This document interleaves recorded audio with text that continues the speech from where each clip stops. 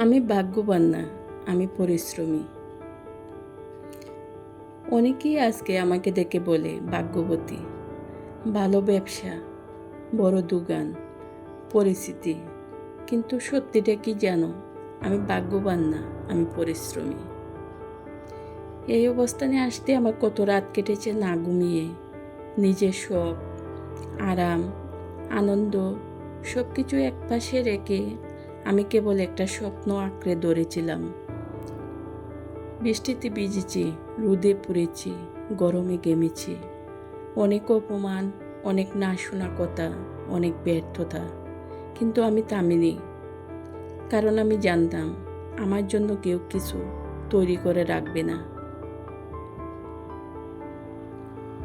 শুরুতে কেউ বিশ্বাস করেনি একজন মেয়ে ব্যবসা করবে।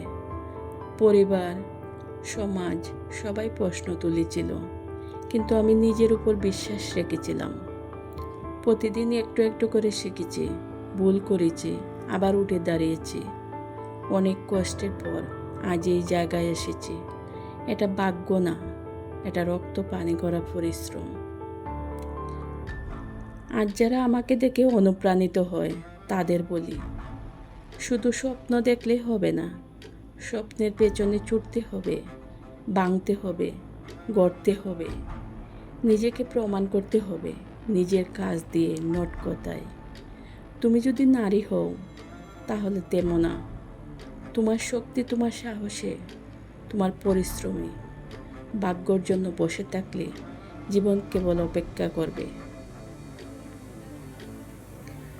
সাফল্য আসে না ভাগ্যে, সাফল্য আসে গ্রামে, কষ্টে, কান্নায়। ভাগ্যবান না, আমি পরিশ্রমী।